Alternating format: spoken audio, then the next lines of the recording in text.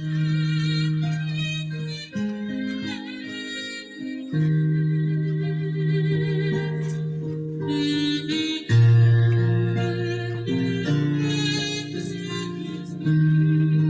pagi, selamat beraktivitas. Biarlah kiranya hari ini kita selalu di dalam kesehatan yang luar biasa, dan Tuhan selalu memberkati setiap kehidupan kita. Kita baca kebenaran firman di Yosua pasal yang pertama. Sesudah Musa hamba Tuhan itu mati, berfirmanlah Tuhan kepada Yosua bin Nun abdi Musa itu dengan demikian, hambaku Musa telah mati, sebab itu bersiaplah sekarang engkau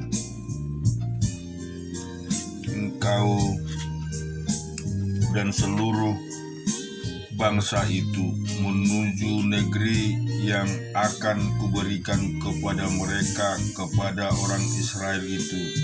Setiap tempat yang akan dipijak oleh telapak kakimu kuberikan kepada kamu, seperti yang telah kujanjikan kepada Musa. Dari padang gurun dan gunung Libanon yang sebelah sana itu sampai ke sungai besar, yakni sungai Efrat, sungai tanah orang Het, sampai keluar ke laut besar di sebelah matahari terbenam. Semuanya itu akan menjadi daerahmu. Seorang pun tidak akan dapat bertahan menghadapi engkau seumur hidupmu. Seperti aku menyertai Musa, demikian aku akan menyertai engkau. Aku tidak akan membiarkan engkau dan tidak akan meninggalkan engkau. Kuatkan dan teguhkanlah hatimu, sebab engkaulah yang akan memimpin bangsa ini memiliki negeri yang kujanjikan dengan bersumpah kepada nenek moyang mereka untuk diberikan kepada mereka. Hanya kuatkan dan teguhkanlah hatimu dengan sungguh-sungguh.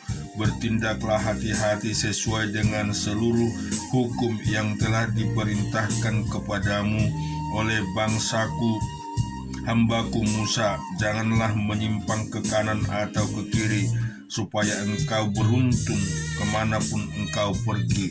Janganlah engkau lupa memperkenakan kitab Taurat ini, tetapi renungkanlah itu siang dan malam, supaya engkau bertindak hati-hati sesuai dengan segala yang tertulis di dalamnya. Sesuai dengan demikian perjalananmu akan berhasil dan engkau akan beruntung. Bukankah telah kuperintahkan kepadamu, kuatkan dan teguhkanlah hatimu, jangan kecut dan tawar hati, sebab Tuhan Allahmu menyertai engkau kemanapun engkau pergi. Lalu Yosua memberi perintah kepada pengatur-pengatur pasukan bangsa itu, katanya, jalanilah seluruh perkemahan dan perintahkanlah kepada bangsa itu demikian, sediakan bekalmu, sebab dalam 3 hari kamu akan menyeberangi sungai Yordan ini untuk pergi menduduki negeri yang akan diberikan Tuhan Allahmu kepadamu untuk diduduki. Kepada orang Ruben, kepada orang Gad, dan kepada suku Manase yang setengah itu berkatalah Yosua demikian, ingatlah kepada perkataan yang dipesankan Musa hamba Tuhan itu kepadamu, yakni Tuhan Allahmu mengaruniakan kepadamu dan memberikan kepadamu negeri ini. Perempuan-perempuan dan anak-anak di antara kamu dan ternakmu boleh tinggal di negeri yang diberikan Musa kepadamu di seberang sungai Yordan. Tetapi kamu semua pahlawan yang gagah perkasa haruslah menyeberang di depan saudara-saudaramu dengan bersenjata, dan haruslah menolong mereka sampai Tuhan mengaruniakan keamanan kepada saudara-saudaramu seperti kepada kamu juga, dan mereka juga menduduki negeri yang akan diberikan kepada mereka untuk Tuhan Allahmu. Kemudian bolehlah kamu pulang kembali ke negerimu sendiri dan menduduki negeri yang diberikan Musa hamba Tuhan itu kepadamu di seberang sungai Yordan dan di seberang matahari di sebelah matahari terbit. Lalu mereka menjawab Yosua, katanya, segala yang kau perintahkan kepada kami akan kami lakukan, dan kemanapun kami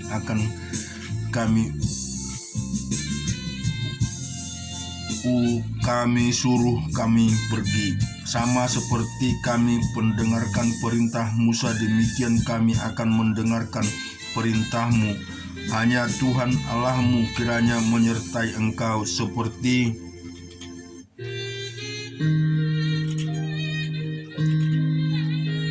menyertai Musa. Setiap orang yang menentang perintahmu dan tidak mendengarkan perkataanmu, apapun yang kau perintahkan kepadanya, dia akan dihukum mati. Hanya kuatkan dan teguhkanlah hatimu.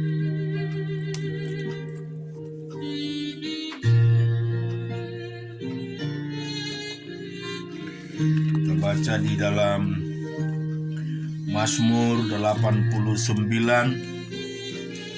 ayat 21 sampai dengan yang ke-50.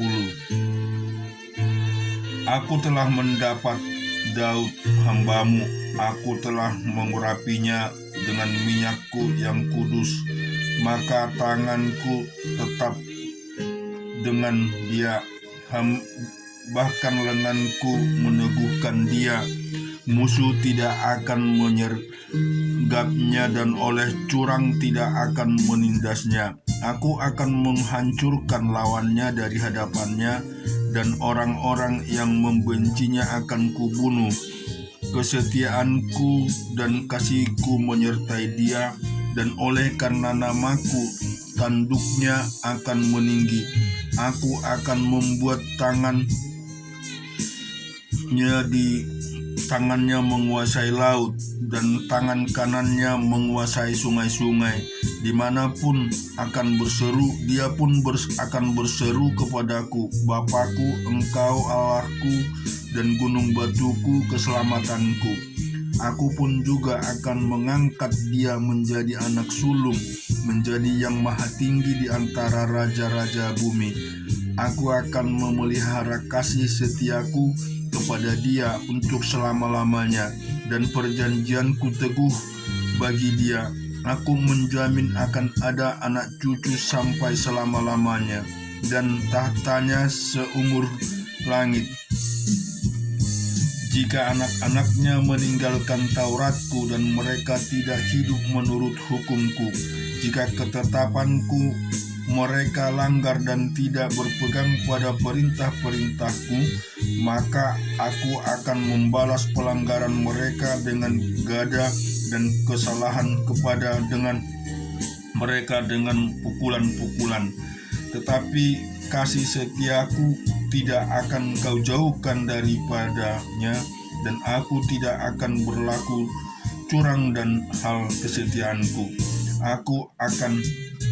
Aku tidak akan melanggar perjanjianku, dan apapun yang keluar dari bibirku tidak akan kuubah. Sekalipun aku bersumpah demi kekudusanku, tentulah aku tidak akan berbohong kepada Daud. Anak cucunya akan ada untuk selama-lamanya, dan tahtanya seperti matahari di depan mataku, seperti bulan yang ada selama-lamanya, satu saksi yang setia di awan-awan.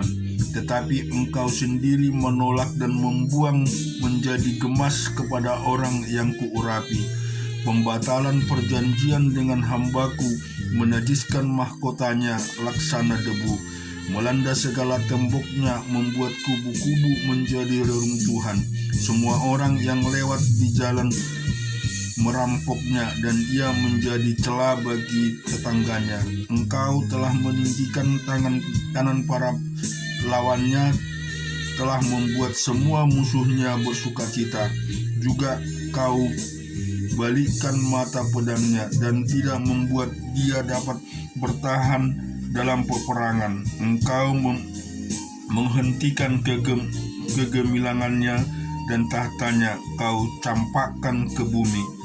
Kau pendekkan masa mudanya, kau selubungi dia dengan malu. Berapa lama lagi, ya Tuhan, engkau bersembunyi terus-menerus, berkobar-kobar murkamu laksana api. Ingatlah apa umur itu, betapa sia-sia kau ciptakan semua anak manusia.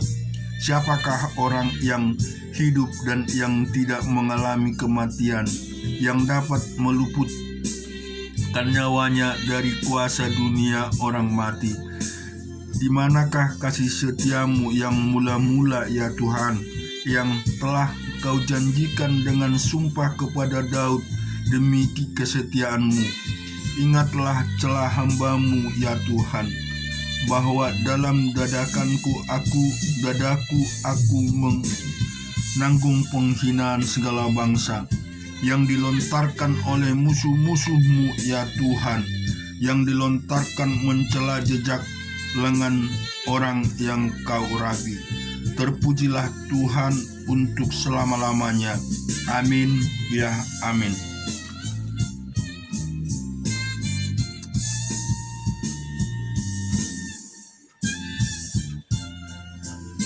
Kita baca di Lukas 19 ayat yang pertama. Yesus masuk ke kota Yeriko dan berjalan terus melintasi kota itu. Di situ ada seorang bernama Sakeus, kepala pemungut cukai, dan ia seorang yang kaya. Ia berusaha untuk melihat orang apakah Yesus itu, tetapi ia tidak berhasil karena orang banyak, sebab badannya pendek. Maka berlarilah ia mendahului orang banyak, lalu memanjat pohon ara untuk melihat Yesus yang akan lewat di situ. Ketika Yesus sampai ke tempat itu, ia melihat ke atas dan berkata, "Sakeus, segeralah turun, sebab hari ini aku harus menumpang di rumahmu." Lalu Sakeus segera turun dan menerima Yesus dengan sukacita.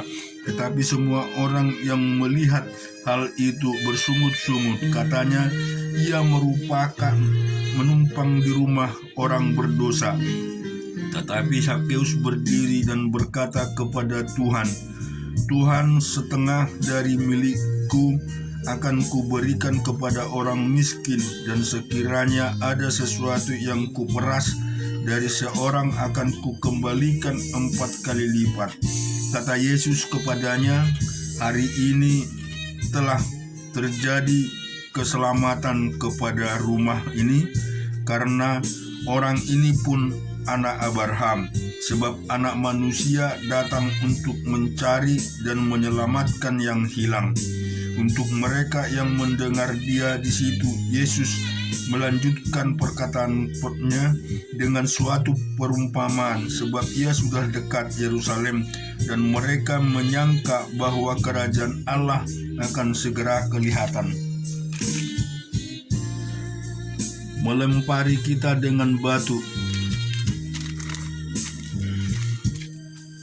Maka ia berkata, ada seorang bangsawan berangkat ke sebuah negeri yang jauh untuk dinobatkan menjadi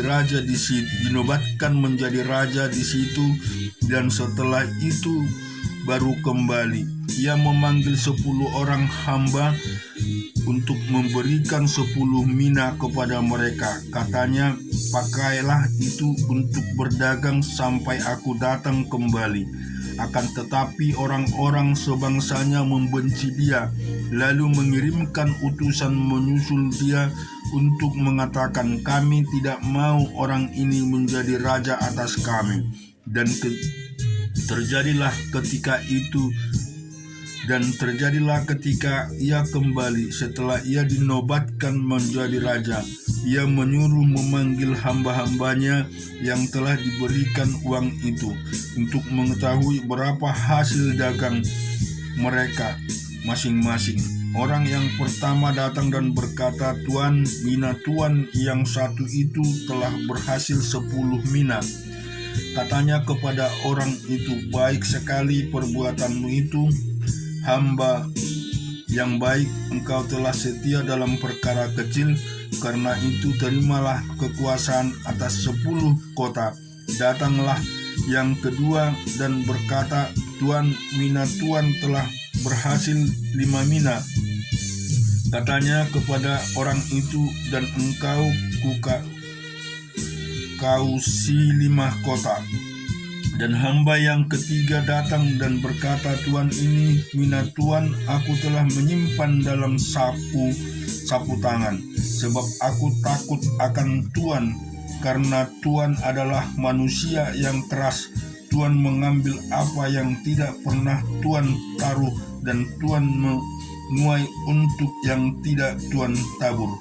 Katanya kepada orang itu, "Hai hamba yang jahat, aku akan menghakimi engkau menurut perkataanmu sendiri. Engkau sudah tahu bahwa aku adalah hamba yang keras, yang mengambil apa yang tidak pernah aku taruh, dan menuai apa yang tidak aku tabur. Jika demikian, mengapa uangku itu tidak kau berikan kepada orang yang menjalankan uang? Maka sekembalinya aku dapat mengambilnya serta dengan bunganya." Lalu katanya kepada orang-orang yang berdiri di situ, "Ambillah mina yang satu ini daripadanya, dan berikanlah kepada orang yang mempunyai 10 mina itu." Kata mereka kepadanya, "Tuan, ia..."